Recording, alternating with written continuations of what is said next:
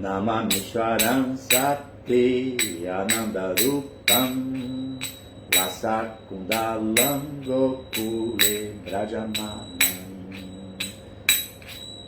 Yashodabhyolukaladavanam Paramistam Atyantato Drukya Gopya Udantamuhurnetra Jugmam Rijantam Karam Bojayukme Nasatam Kanetram Muhu Swashakam Patrirekam Kakanta Stita Graivam Damodaram Bhaktivadam Iti Dixwalilabir Ananda Kunde Swagoshami Majantam Akyapayantam Tadi Eshita Geshu Bhaktairjitatam Una Prematastam Satavriti Vande Param Deva Moksham Na Mokshavadimva Nachanya Vrimeham Vareshadapiha Idante Vapurnata Gopalabalam Sadamnemanasya Virastam Kinyanyai Idante Mukam Bojam Atyantanilair Vitam Kuntalais Nigda Rachastya Gopya Muhus Chumbikam Bimbaraktadarame Manasya Virastam Alam Lakshalabai Namo Deva Damodarananta Vishnu Prasiddha Prabhu Dukha Jalabdi Magnam Kripa Dristi Vrichati Dinam Batanu Griha Neshamam Nayam Vidyakshidrisha Kuverat Majo Bada Murchai Vajadwa Tvaya Mochito Bajo Bhakti Bajo Kritocha Tata Prema Bhaktin Swakame Prayacha Namokshegraho Mesti Damodareha Namaste Studamne Spuradipti Damne Tvadyodarayata Vishwasya Damne Namo Radhikaya Tvadiya Priyaya Namo Natalilaya Devaya Tubhyam Jayo Radha Damodara Radha Damodara Radhe Jayo Radha Damodara Radha Damodara Radhe Jaya Prabhupada Jaya Prabhupada Jaya Prabhupada Srila Prabhupada Prabhupada Prabhupada Prabhupada Jaya Jaya Prabhupada Shri Damodarastakam Ki Jai Jagadguru Srila Prabhupada Ki Jai. Tradução do Shri Damodarastaka.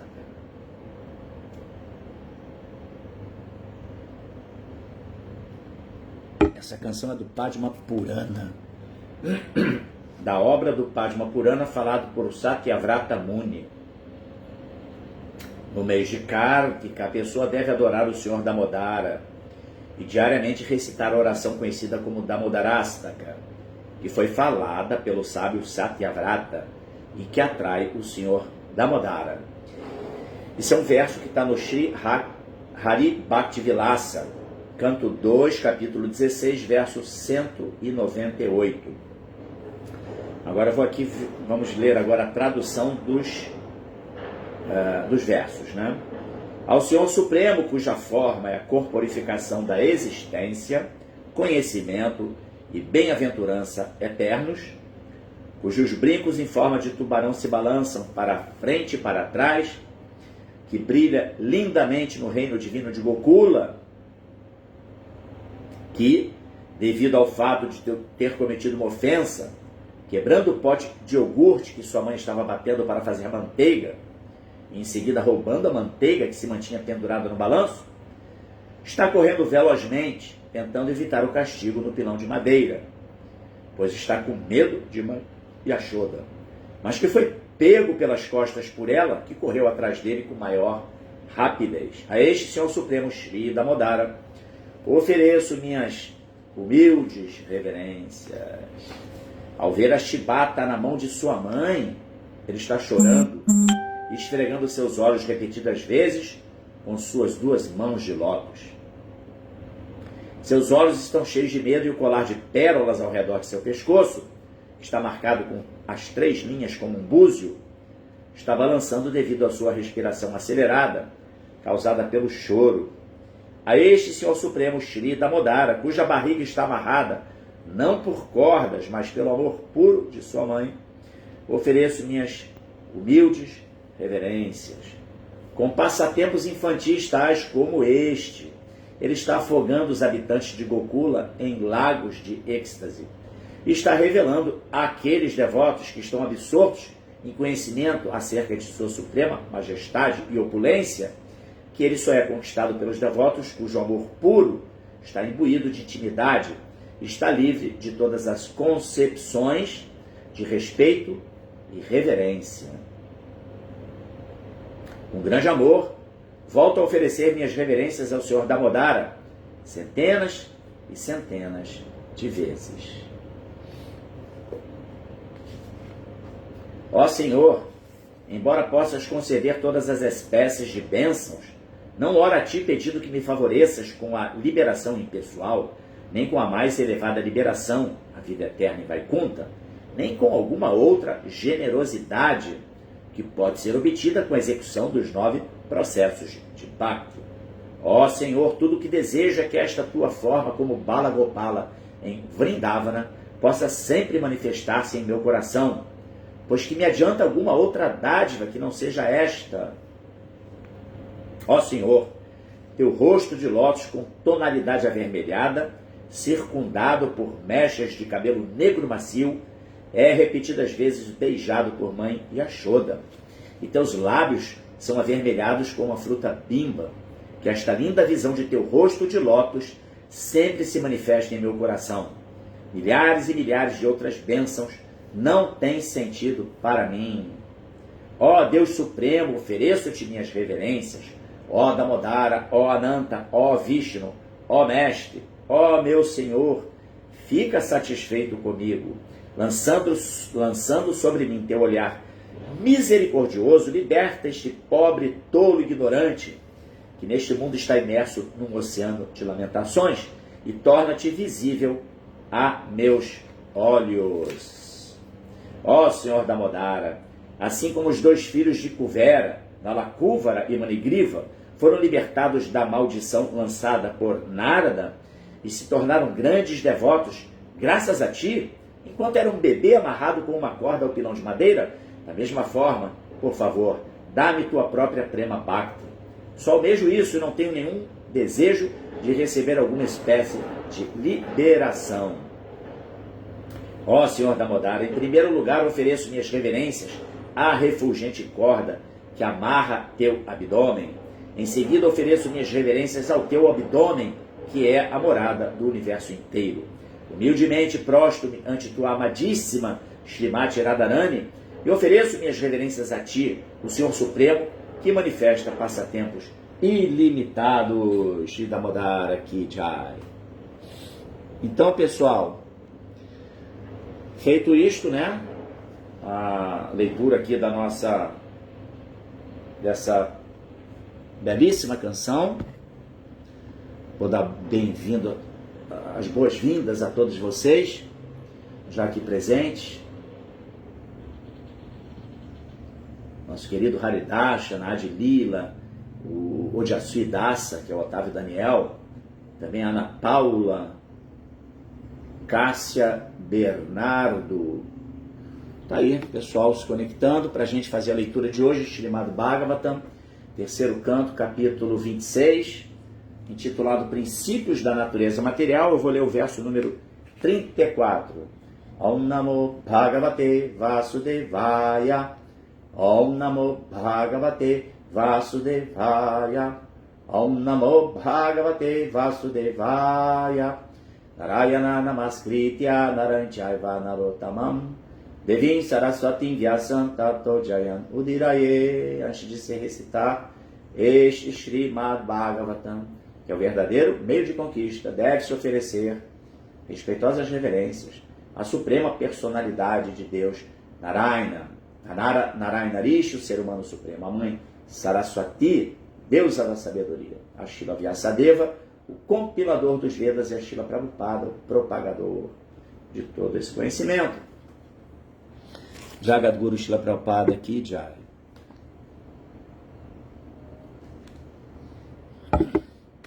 Vamos lá então, verso 34, do capítulo 26 do terceiro canto. Bhutanam Chidra Datri Tvam Bahiram Taram Evacha Pranendriyatma Jishnyatvam Nabasovriti Lakshanam. Bhutanam, de todas as entidades vivas, Chidra Datri Tvam, acomodação ao ambiente, Bahiri, externa, Antaram, interna, Eva também, Cha e Prana, do ar vital, Indriya, os sentidos, Atma e a mente, Jishnyatvam, sendo o campo de atividade, Nabasaha, do elemento etéreo, Vriti, atividades, Lakshanam, características, tradução e depois significados dados por sua divina graça. Abai Charanadavinda Bhaktivedanta Swami Srila Prabhupada Jagadguru Ki Jai. Srila Prabhupada. Tradução.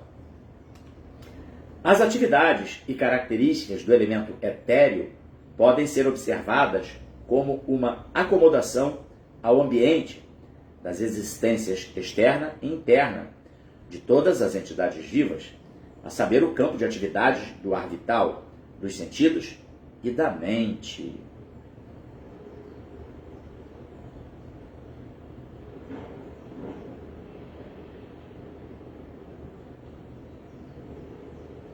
Significado: a mente, os sentidos e a força vital ou entidade viva têm formas, embora não sejam visíveis a olho nu.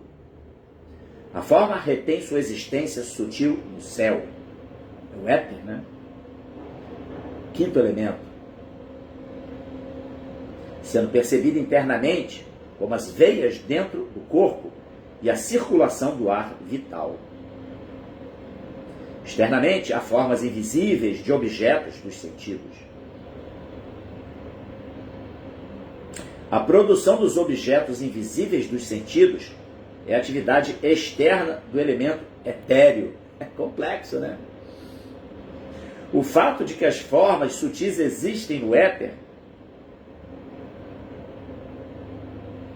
está sendo provado pela ciência moderna, por intermédio da transmissão da televisão, através da qual as formas ou fotografias de um lugar são transmitidas para outro lugar pela ação do elemento etéreo. Então, o padre aqui, claro, né, tá se referindo à televisão, mas hoje em dia a gente tem já outras evidências que também corroboram esse aspecto científico, através da internet, enfim, de outros modelos de transmissão que também se referem, né, a esse mesmo fenômeno científico que Prabhupada se referiu aqui. Explica-se isto muito bem aqui. Este verso é a base potencial de grandes investigações científicas, pois explica como formas sutis são geradas a partir do elemento etéreo, quais são suas características e ações, e como os elementos tangíveis, a saber, ar, fogo, água e terra, manifestam-se da forma sutil. Partir lá do éter, né?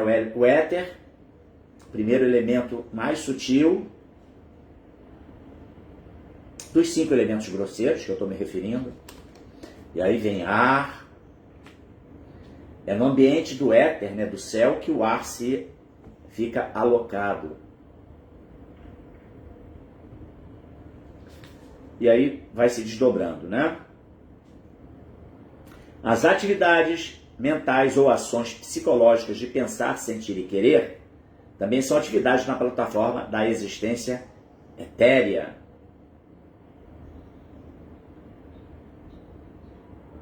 A afirmação no Bhagavad Gita de que a situação mental no momento da morte é a base do próximo nascimento também é corroborada neste verso.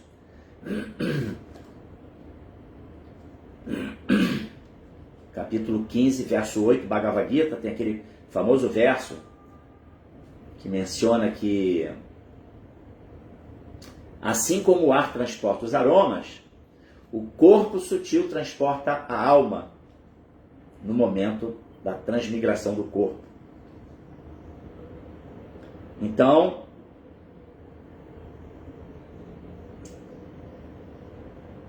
a existência mental transforma-se em forma tangível assim que há uma oportunidade devida à contaminação ou ao desenvolvimento dos elementos grosseiros a partir da forma sutil.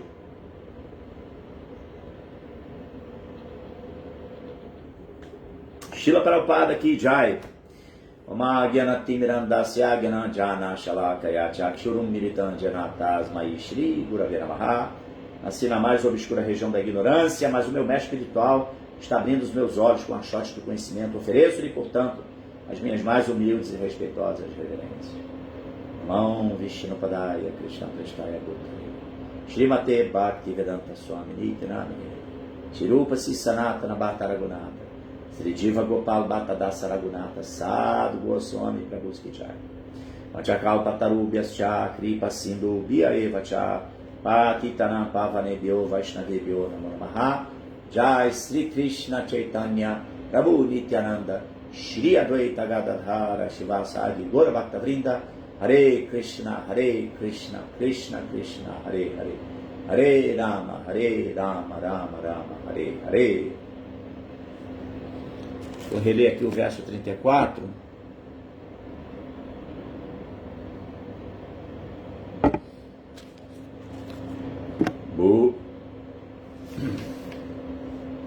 Bhutanam Chidradatritvam Bahirantaram Evacha Pranendriyatmadishnyatvam Nabasovriti Lakshanam. As atividades e características do elemento etéreo podem ser observadas como uma acomodação ao ambiente das existências externa e interna de todas as entidades vivas, a saber, o campo de atividades do ar vital dos sentidos e da mente. Interessante aqui, porque Prabhupada está mencionando, o Bhagavatam está falando sobre a correlação do elemento céu ou éter. Normalmente a gente fala, né, terra, água, fogo, ar, éter. Éter é o espaço, é o céu, também se denomina como céu. Prabhupada usa bastante o termo éter, mas está se referindo à mesma coisa. E ele está fazendo aqui essa demonstração, né, essa observação de como que tudo está interligado. E no caso do éter, as funções dos vasos sanguíneos, né, a circulação do sangue nas veias e também o prana, o ar vital, como sendo a atividade interna desse elemento éter. Bem interessante, né? Esses tópicos aqui, a gente está aqui nesse capítulo 26, então, estamos abordando assim, assuntos bastante técnicos, né? Eu diria até de uma certa forma, para muitas pessoas, enfadonho. É um assunto, mesmo transcendentalistas, né? Sobretudo os Vaishnavas, né? o que o Vaishnava quer? Ele quer desenvolver amor puro por Krishna, né? Então, de uma certa forma, para muita gente, o processo de sadhana bhakti, com toda a orientação que a gente recebe do Jagadguru Srila Prabhupada, é suficiente para nos satisfazer, né? Mas Kapila Muni, para poder assim demonstrar de forma técnica, científica, a diferenciação de espírito e matéria, então ele discorre sobre a filosofia de Sankhya. Ele começa lá nesse mesmo... Quer dizer, ele vem discorrendo sobre isso aqui nesse terceiro canto e traz esses aspectos, né, a partir lá do verso número 10. Ele vem trazendo assim essas considerações bastante rebuscadas sobre o aspecto científico da criação. Mas não é algo assim atrativo para todo mundo. Esse é o fato, tá?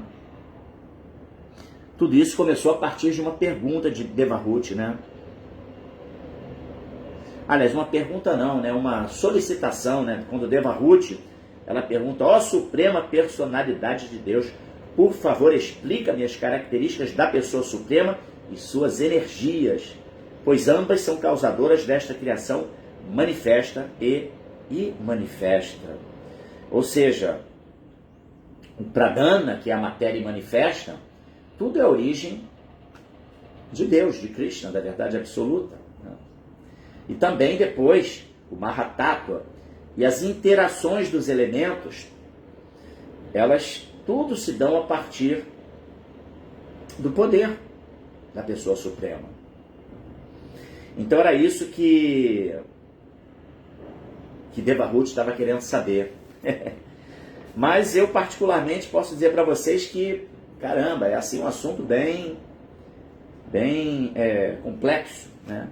Mas é interessante que a gente lendo cuidadosamente, a gente vai entendendo o principal ponto a se compreender é exatamente o fato de que tudo ele ocorre a partir de uma iniciativa da entidade viva sutil, do ser que é o observador, que é o agente executor da ação. Bhagavad Gita, Krishna, ele fala sobre Kshetra e Kshetragya. Kshetra é o campo de atividades e Kshetragya o conhecedor do campo de atividades. Então, tudo que se manifesta, que se expande, que se desdobra no mundo material, e mesmo lá no plano do absoluto, se dá em razão da vontade de Krishna, né? E da mesma forma nós, né, Krishna é o Purushottama, é a pessoa suprema, né, e nós somos também Purushinhas, tá? Porém, limitados. E também os nossos pensamentos, os nossos desejos vão impulsionar a consecução de objetivos materiais, né? Por exemplo, o homem, ele corporificado, a alma corporificada nesse plano de existência, ele, para abrigar o seu corpo, ele vê a necessidade de um tipo de construção, de abrigo mesmo. Então, da ideia vem a execução, utilizando-se dos elementos desse mundo material, e constrói-se um abrigo. Mas tudo, o start é lá no campo sutil do pensamento. Esse assunto, assim, ele, para mim particularmente, ele me ilumina no sentido de impulsionar a compreensão sobre a totalidade do ser corporificado. É um estudo que vai remeter à compreensão da estrutura integral do ser corporificado. né? Entender os elementos grosseiros, 5 elementos grosseiros, terra, água, fogo, ar e éter, que eu já havia mencionado, né? Do mais grosseiro para o mais sutil, até chegar no aspecto mais sutil de mente, inteligência e ego falso. Mente e inteligência como ferramentas importantes para serem utilizadas pela alma corporificada. Naturalmente, não só para gerar as condições de vida no mundo material, mas sobretudo para, isso através da inteligência material, né? Mas sobretudo para compreensão da meta da existência através de uma inteligência superior, chamada Buddha Yoga. Inteligência essa que a gente sabe que ela é dada por Krishna. E que vai poder se manifestar, essa misericórdia, essa dádiva, também através de um desejo, de um aspecto sutil que manifesta, né, o desejo, e aí pode se colocar numa condição de receptor de Buddha Yoga, mas tem que ter atitude. O desejo é desdobrado em atitude e, consequentemente, viabilizar a misericórdia de Krishna. Teshan satata yuktanam bhajatam priti purvakam dadam buddhi yogantam janamam upayantite. Lá no Bhagavad Gita 10:10 tem esse verso que fala, né, aqueles que estão constantemente devotados a me servir em amor estático, eu dou a compreensão pela qual eles podem chegar até a mim. Entendeu? Então, esse é o ponto nodal ali que é bastante interessante, né? Compreensão como diz aquele ditado, né? A fé move montanhas, né? Tudo é possível a partir de um desejo intenso e, obviamente, em se tratando de espiritualidade, de retidão nesse desejo e de devida orientação. Mas enfim, em última análise, voltando ao ponto, né, esses aspectos assim da filosofia de Sankhya Yoga são interessantes para estudar a nós mesmos, seres corporificados, entender a estrutura do corpo físico, entender a estrutura depois do corpo sutil, constituído de mente, inteligência e ego falso, né? E entender a mente como um dispositivo que sente, pensa e deseja, entender a inteligência, esses dois vieses da inteligência, que pode ser uma inteligência material, mas também uma inteligência superior, que vai ser nutrida por Krishna mesmo, né? É o Buddha Yoga, como eu mencionei. Entender o ego falso como aquele elemento ali que é mais sutil do que tudo e que se encontra ali anterior ao Kshetragya, né, o conhecedor do campo de atividades que é o corpo material. E esse Kshetragya é a entidade viva, é a alma espiritual, é a centelha viva. Não é isso? Então, esse assunto, eu até separei aqui, o quarto canto do Srimad Bhagavatam. Esse assunto é muito interessante. No quarto canto, existem assim, uma analogia muito interessante, que fala sobre o corpo como uma cidade de 9 portões. Isso ali nos passatempos de Purandjana, né? Eu separei aqui alguns versos para fazer essa referência. Então,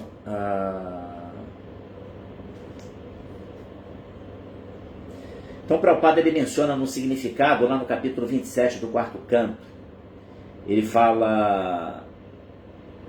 Chandavega, esse é o título do capítulo. Chandavega ataca a cidade do rei Purandjana. Então, no significado, Prabhupada fala, Purandjana, o rei dos Panchala, ou melhor, o rei do país Panchala. O acento de prolongamento é no segundo A, Panchala. Então Prabhupada fala, lembremos-nos de que Puranjana é a entidade viva e a cidade de Panchala é o corpo. O corpo é o campo de atividades para a entidade viva, como se afirma no Bhagavad Gita, Kshetra Kshetraya. Existem dois constituintes, uma é a entidade viva, Kshetraya, que é o conhecedor do campo de atividades, e o outro, o corpo da entidade viva, Kshetra. É interessante. E Prabhupada fala, qualquer entidade viva pode perceber que está coberta pelo corpo. Basta contemplar o corpo por um instante. Um pouco de contemplação permite-nos entender que o corpo é a nossa posse. Eu estou fazendo essa referência porque, para mim particularmente, todo esse assunto é interessante, todo esse assunto do terceiro canto, essa filosofia de Sankhya, assim, bastante técnica, me chama a atenção exatamente para a compreensão desse aspecto que Prabhupada está mencionando aqui no seu significado no quarto canto. Entendeu? Então, e lá depois no capítulo 28, que fala Puranjana, é o título desse capítulo, né? Puranjana torna-se mulher na próxima vida. Puranjana, ele ficou muito adicto, né, à atividade sexual, apegado, né, às mulheres, enfim. E aí Prabhupada fala, o corpo tem 9 portões. Aí vendo o corpo como campo de atividade, como uma cidade, né, que, enfim, 2 olhos, 2 narinas, 2 ouvidos, boca, ânus e órgãos genitais. Aí Prabhupada fala, quando alguém é hostilizado pela invalidez da velhice, diversas doenças manifestam-se nos portões do corpo. Por exemplo, os olhos tornam-se tão fracos que é preciso usar óculos. Estou eu aqui de óculos. Os ouvidos tornam-se fracos demais para ouvir diretamente, por isso precisam da ajuda de aparelhos auditivos. As narinas ficam bloqueadas por muco, secreção, né?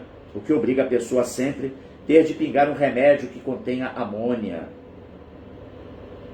Do mesmo modo, a boca muito fraca para mastigar precisa de dentadura. Isso aí é que é a compreensão que move, que nos move para o cultivo da espiritualidade, né? Para a gente realizar a miséria do corpo material e buscar cultivar atividades espirituais que vão nutrir a alma, nós, almas espirituais, né?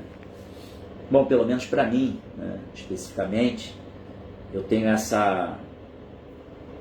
esse objetivo, né? Quando eu leio esse terceiro canto, assim, tão técnico, entendeu? Mas, eu separei aqui também, no próprio Bhagavad Gita, né? Na Bhagavad Gita, uma referência dessa questão do Kshetra Kshetraya. Tá? E lá no capítulo 13, tá? Capítulo 13,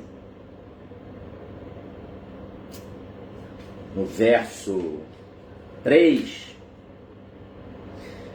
que é o seguinte, Kshetragyan chapimam vidi sarva kshetreshu bharata kshetra kshetragyayor gyanam yatagyanam matam mama. Ó descendente de Bharata, deves entender que em todos os corpos eu também sou conhecedor. E compreender este corpo e seu conhecedor chama-se conhecimento. Esta é a minha opinião. E aí Prabhupada vai discorrer sobre exatamente essa questão do Kshetra e o Kshetraya, né? E ele fala então, este corpo chama-se Kshetra, e dentro dele moram o proprietário do corpo e o Senhor Supremo, que conhece o corpo e o dono do corpo. né? Krishna como Paramatma. É isso? Nós conhecemos o nosso corpo como nosso campo de atividades, temos consciência do nosso corpo, né? E na verdade a consciência é o sintoma da presença da alma no corpo. Então, mas Paramatma, como a super-alma, ele é aquele que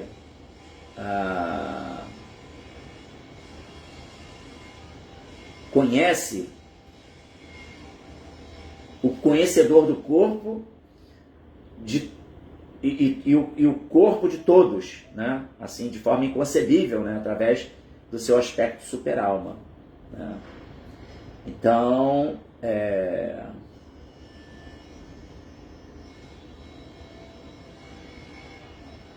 enfim, então esse são os tópicos que eu gostaria de expressar aqui para vocês com base nesse verso que nós lemos hoje do terceiro canto, tá?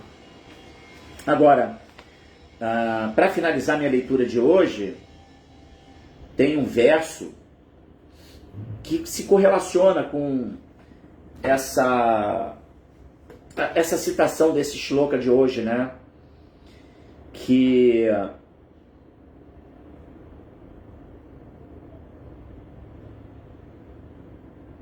é o verso 8 do capítulo 15, tá? Em que ele fala o seguinte, e que está relacionado com a questão do elemento etéreo e do ar, né? O ar que é alocado dentro do espaço, do éter, não é isso?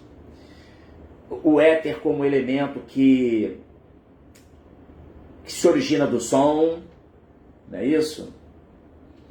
Do som, aí tem a necessidade, né, da elaboração do elemento éter, que é onde o som se propaga, né? Aí depois vem a questão do ar, que é alocado dentro do éter.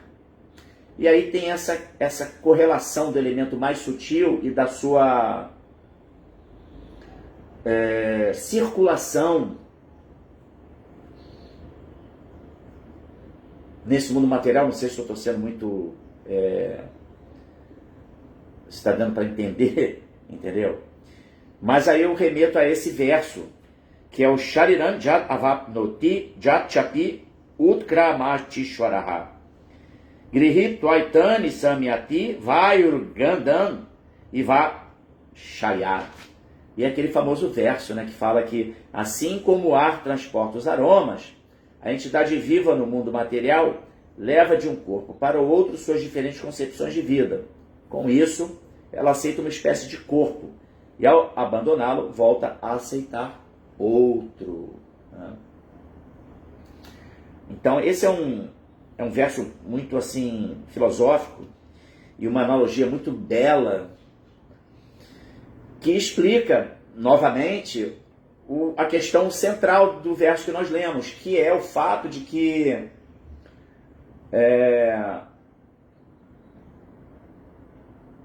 do sutil se manifestam aspectos mais grosseiros, né? E no sentido aqui desse verso que eu estou mencionando, da entidade viva que transmigra nesse mundo material, que através dos seus desejos, ela que está num corpo grosseiro, num campo de atividades, ela tem ali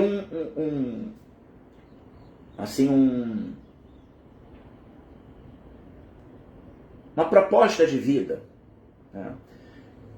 Desejos, objetivos, realizações, tudo ali no plano sutil, mente, alocado na sua mente e executado através da sua inteligência, né? E é exatamente esse o elemento que é mais sutil do que o corpo grosseiro que vai determinar a nossa transmigração para uma próxima existência, né? Então daí a gente concebe o quê? A importância da qualidade dos nossos pensamentos e, consequentemente, das nossas ações, porque pensamentos e ações vão solidificar estado de consciência, e estado de consciência vai determinar o fluxo da alma, né? Para onde a alma vai na próxima existência. né? Então, esse é um ponto assim que para mim é de extrema relevância, né? É o que move, na verdade, os nossos cuidados conosco mesmo, não é isso? Como é que a gente deve ter cuidado nas nossas ações e que vai refletir, obviamente, no amor próprio, né? Então é isso. Shrila Prabhupada Ki Jai. Então temos aqui o Ojasvi Dasa, Shri Damodara Ki Jai, Jai. Kartika, né? Esse mês de Kartika tão auspicioso.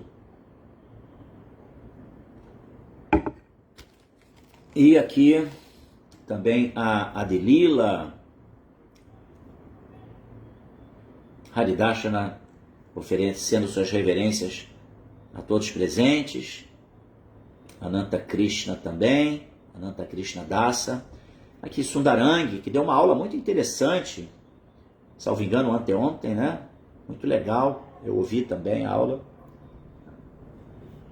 Também com muitos elementos técnicos. Haridasha, lembrando que todos os dias, às 16 horas, tem a leitura do Shri Chaitanya Charitamrita, na Mayapur TV Brasil. Boa lembrança. Também aqui o Carlos Alexandre, Hare Krishna Carlos. Sundarangi, não temos perguntas, né? Não temos comentários. E aqui também Martins Jean, também reverências, o Jean Martins, obrigado, tá? Então, teremos assim na sequência dessa leitura que eu fiz hoje, quem vai ler o verso de amanhã,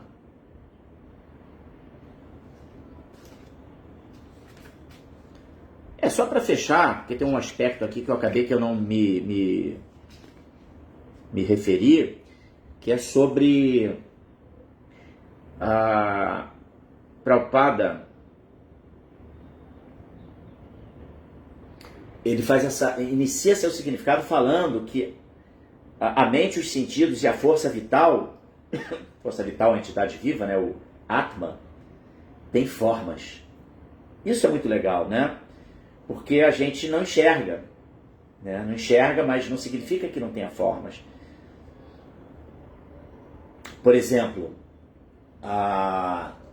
os fantasmas, cuja constituição física ela é de ectoplasma, que é um tipo de vapor, eles podem manifestar ali a pessoa pode ver, tem pessoas que conseguem ver fantasmas, não é isso?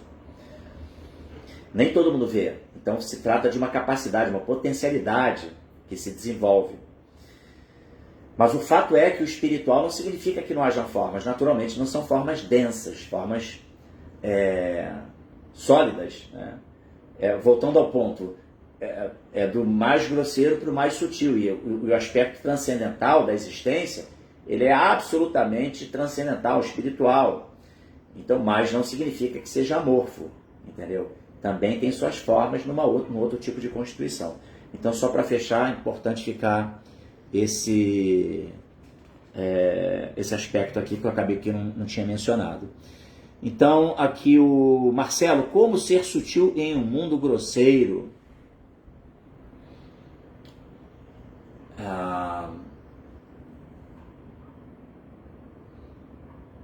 Então, Marcelo,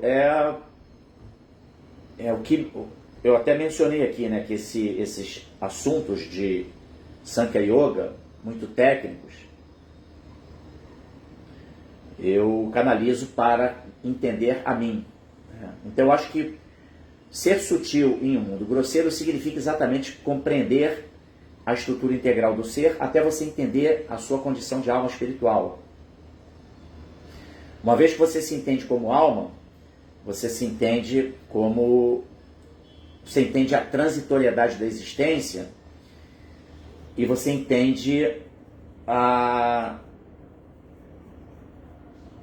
meta, né, além dessa existência material. Então, automaticamente, se desenvolve, através do conhecimento, Jnana e Vairagya, né, conhecimento e cultivo do desapego do que é denso e que é material, você vai naturalmente desenvolver um comportamento mais sutil nesse mundo grosseiro, né? É assim, né? Para isso, conhecimento, cultivo do conhecimento, estudo das escrituras. O Prabhupada trouxe aí, deixou esse legado aí pra gente, né? Fantástico. Então é realmente desenvolver a compreensão, né? Buddha Yoga refina a nossa inteligência e consequentemente vai refinar os nossos atos, fazendo com que a gente tenha uma interação, né? Mesmo estando nesse mundo grosseiro, a gente vai agir de forma mais sutil para o prazer de Krishna. E aí, todas as portas se abrem, tá? Obrigado por sua pergunta, sua participação, de todos vocês. Shila Prabhupada aqui, já vou ficando por aqui. Bom final de semana. E repetindo aqui o que o Haridashna nos lembrou, que todo dia, às 4 da tarde, lá no Mayapur TV Brasil, tem leitura do Sri Chaitanya Charitamrita. Shila Prabhupada aqui, Jai, Gaura Premanande, Haribol.